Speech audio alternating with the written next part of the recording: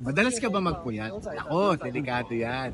Mahalaga na meron kang magandang tulog kasi merong tatlong benefit pag ikaw maganda at kompleto at tatlo lang ang babanggitin ko, although marami talaga. Number one, it improves your mental performance. Nagiging sharp ka kapag kumpleto ka sa tulog at maayos ang oras ng pagtulog mo. 10 p.m.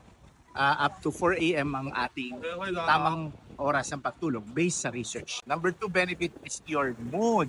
Ibig sabihin, good mood ka lagi pag kumpleto ka sa tulog at maayos ang tulog mo. At pag good mood ka, ma-appreciate mo yung mga views like this, no? Ma-appreciate mo maliliit na bagay, magiging great yun. Third benefit is for your good and optimal health. Yan, no? Overall, ang nagagawa ng maganda at maayos. Maganda siya sa mental health at saka yung overall health natin. Lahat ng internal organs natin nare-repair, no? So, wag niyong pabayaan ang yung tulog for you to have optimal. Bye!